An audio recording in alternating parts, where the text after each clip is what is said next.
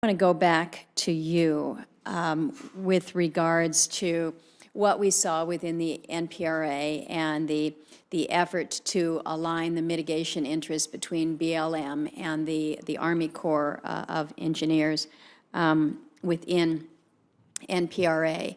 And just, again, try to drill down and see if, in fact, this memorandum really gets us any closer, because I think what we saw with the experience within NPRA and the compensation requirement that was laid down there, $8 million. And Ms. Scarlett, you said, in your example, you're kind of like, is 8 million right? Is 6 million right? It was certainly my sense all throughout that when it came to that requirement that they were putting in front of Conoco when it came to the compensation, it was, what could they land on that Conoco would finally agree to?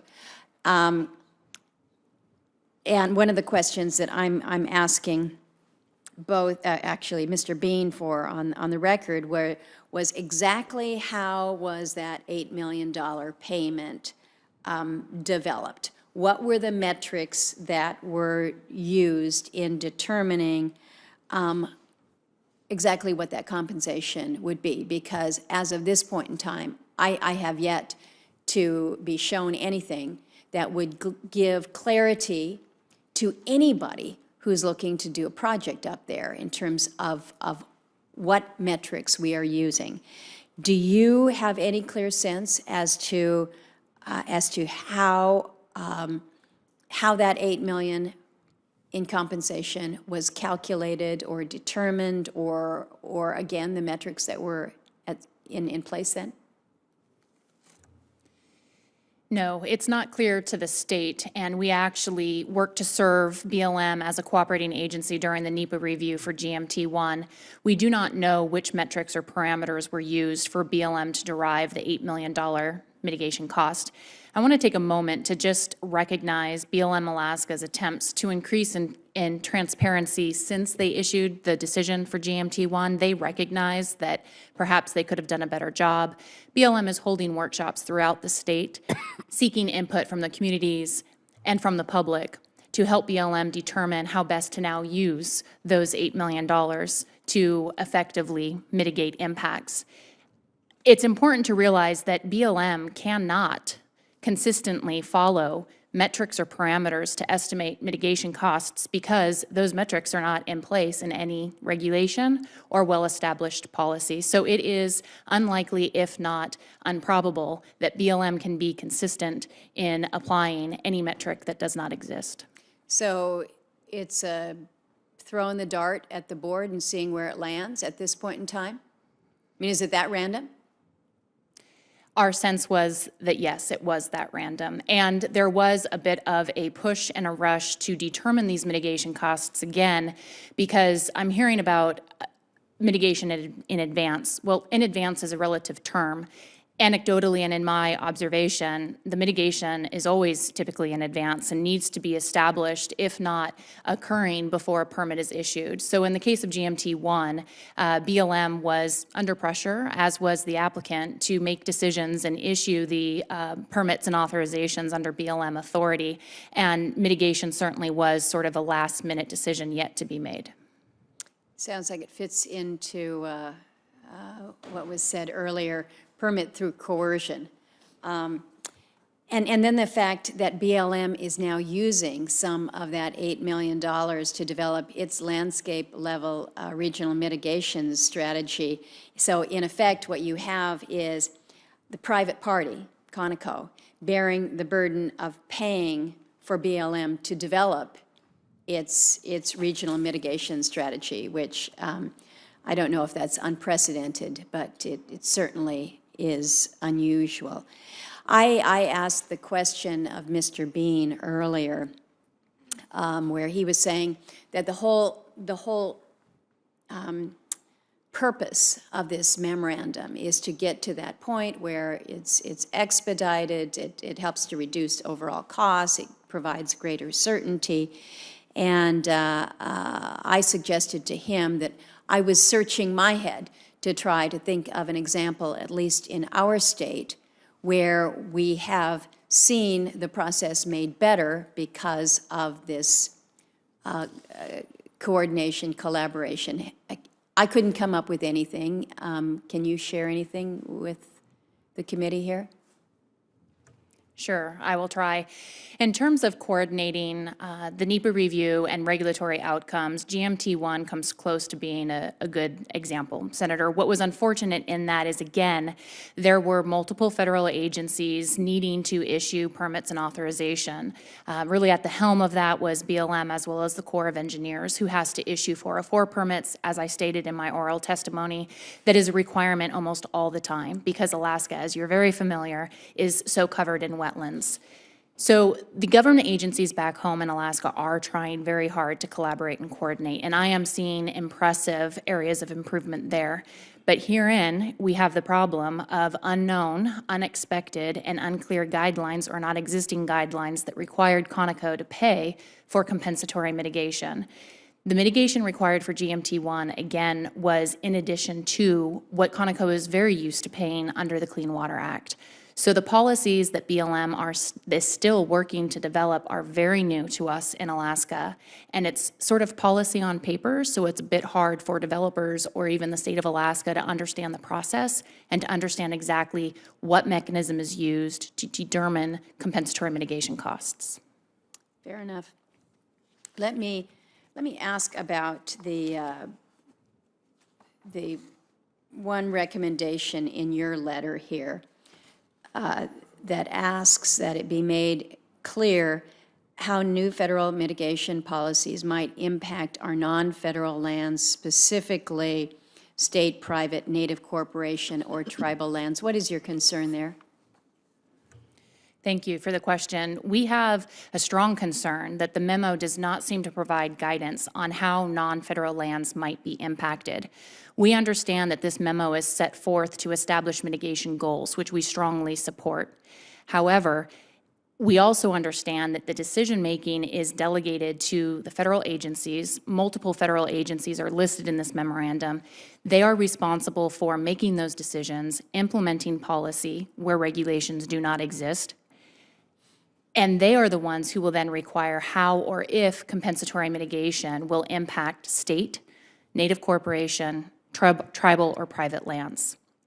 This is concerning to us, and we are expecting that existing local and state authorities will not be marginalized by any new mitigation policy or outcome based on the issuance of this memorandum. I recall a conversation that I had with a tribal member down in southeastern Alaska who's concerned about some of the mitigation requirements, and for them in their community with their tribal lands, the concern was the mitigation costs could actually be more than the cost of their overall project. Again, this was a small tribal organization, so it's something, again, where there's certainly a lack of clarity here.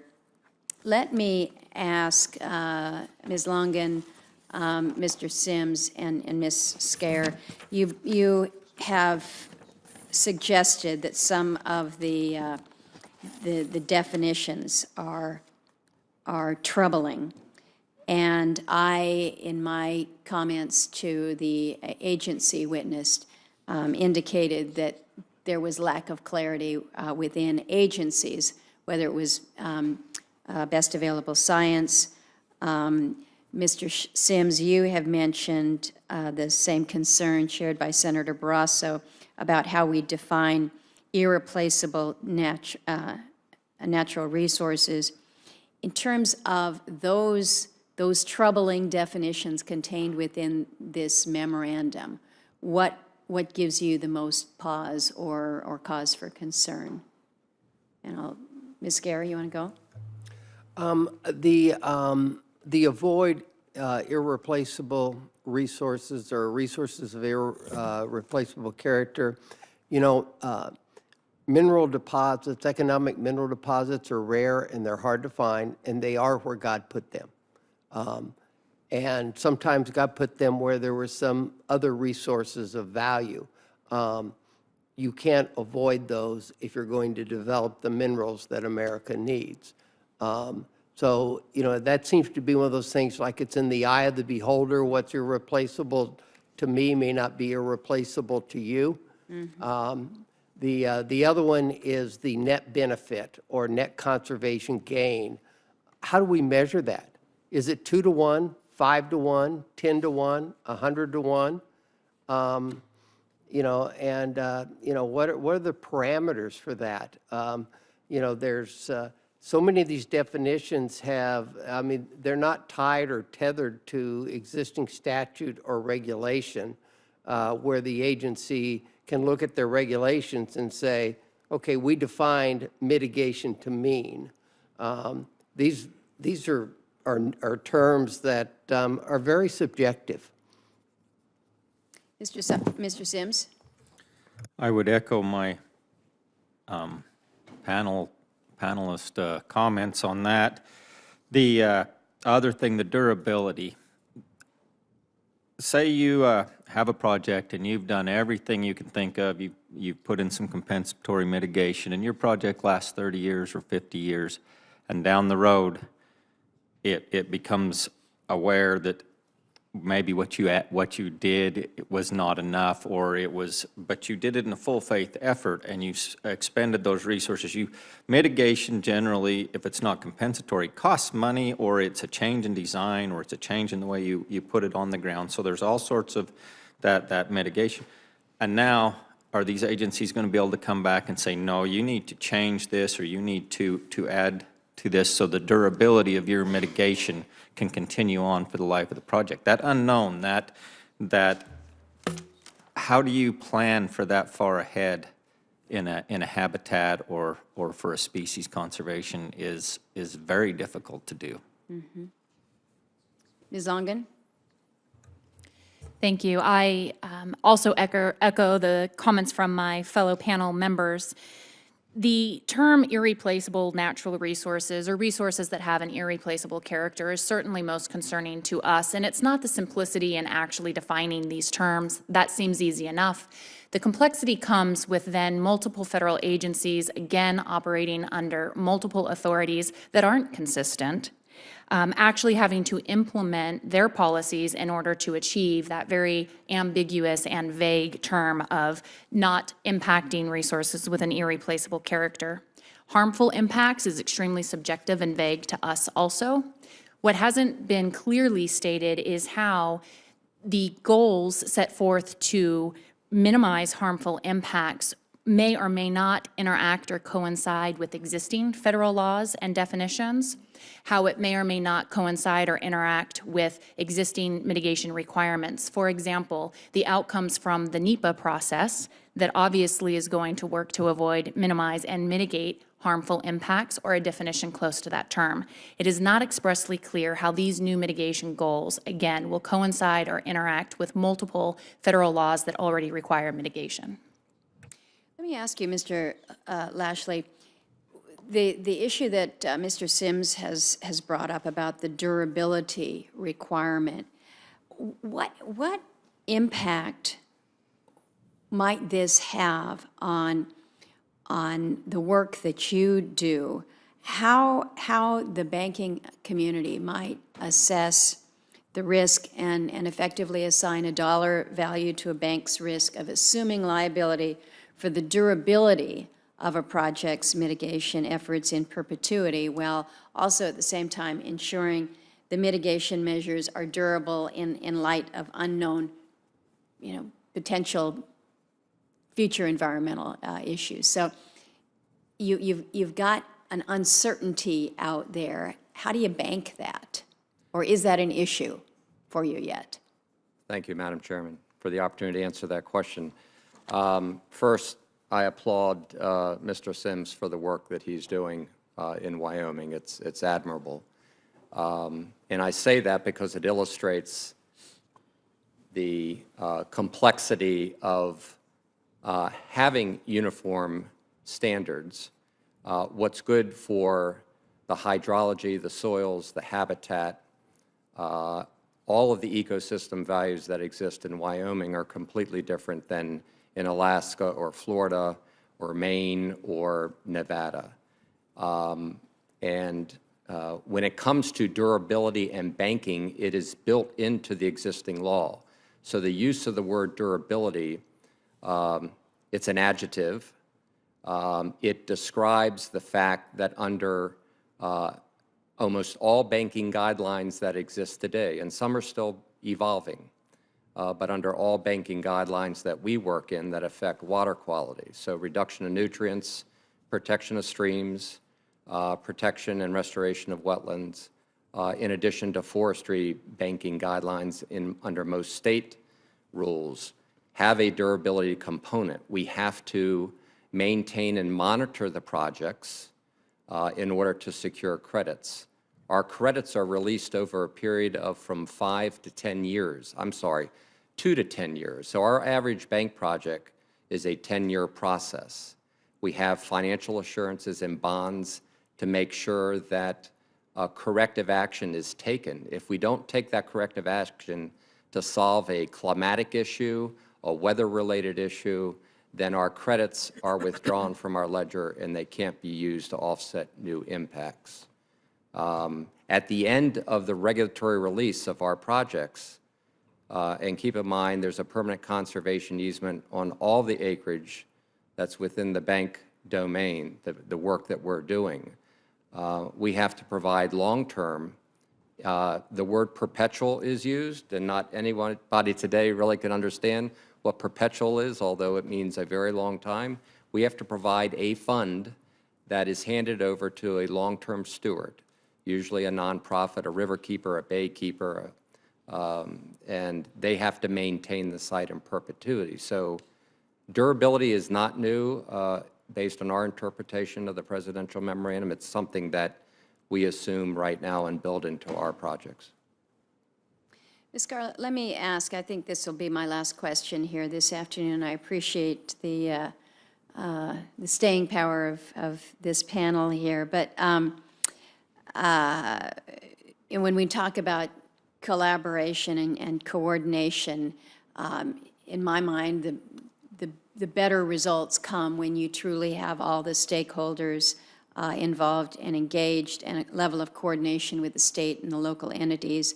Western Governors Association has sent multiple letters to Department of Interior pushing this, and given your background, your government service, and in your current role, I would think that you probably agree that it only makes sense to have all stakeholders engaged here. But as I read it, the Presidential Memorandum is silent with respect to collaboration and engagement with states and local governments and private sector stakeholders, and only contains just kind of a passing reference to that. How would you recommend that we can ensure that federal agencies really are collaborating and coordinating and engaging on mitigation with all of the stakeholders and really pulling in the states? Because if Ms. Lungan, in her capacity in the Department of Natural Resources, is not involved in this process, seems to me you've got a real deficiency, and you have a process then effectively that doesn't work, whether it's in Alaska or whether it's in Wyoming or elsewhere. How do we correct this? Because in my view, it's an error of omission. I hope it's not purposeful, but it's clearly not there now. What's your advice here? Yeah, thank you very much, Senator. Collaboration is a hallmark of what the Nature Conservancy is all about. Everywhere we work, that is the approach that we utilize. And as you may recall, during my tenure at the Department of the Interior, a central tenet was cooperative conservation, and indeed we put out or worked to have the President put out an executive order on cooperative conservation. So clearly that is critical. I think for our attention at the Nature Conservancy on the memorandum, and as you noted, there are some salutary underpinnings, that is, trying to enhance project efficiency and at the same time also enhance environmental outcomes. The key really is going to be in the agencies and their follow-on. The memorandum is asking the agencies to actually develop follow-on policy guidance. So we intend to participate through the public comment process to ensure that those guidance both provide some of the clarity that has been discussed here with respect to terminology, but also are inclusive of the importance of stakeholder engagement and so on and so forth. So both in the follow-on guidance that will be promulgated by the agencies, and then, of course, in the on-the-ground practices, we remain vigilant about the inclusion of stakeholder engagement. Well, and I think we've heard good praise, high praise for what is going on in the state of Wyoming. Certainly in Alaska, because we are so distinct and oftentimes our issues are just that much bigger or more complicated, I think it is important that we be looking to the states as well in terms of how they have been handling the issue of mitigation, and have been for a long time, and obviously being good stewards in so many cases. So again, I worry about those in Washington, D.C., sitting here as federal agencies, basically telling you in the West or us in the North how it's going to be. That's not a very collaborative process. And so I would certainly encourage that as we are working through many of the issues that have been raised, not only here in this committee, but in discussions around the country, that the best practices that we have seen in many of our states are looked to for a level of guidance. I appreciate the input of all of you here this morning, and know that we will await a response to the letter that 19 of us have signed to the administration asking for greater clarity here. I'm sure that there will be more questions for the record that will be submitted by my colleagues. This is an issue that, particularly for us in the western states, this is as significant as anything, because if the opportunity to develop, whether it is a coal lease, whether it is grazing lands, whether it is an opportunity to access our oil resources up north, or whether it is putting in a new runway, if there isn't some clarity and again some general understanding as to how you proceed before you put your pen to paper, it's a great way to shut down just about everything. And my hope is that what we will see is greater certainty that allows not only for our states, our tribes, and our private entities a path forward that is reasonable. Because right now what we're seeing is a lot of frustration and a lot of just real consternation about the practices that are being advanced back here from our federal agencies. So while I will end with Senator King's words that the goals are laudatory or salutary, I think was his description, getting there is our challenge. And right now, we are clearly not there yet, so we've got a ways to go. With that, again, I thank you all and appreciate you being here.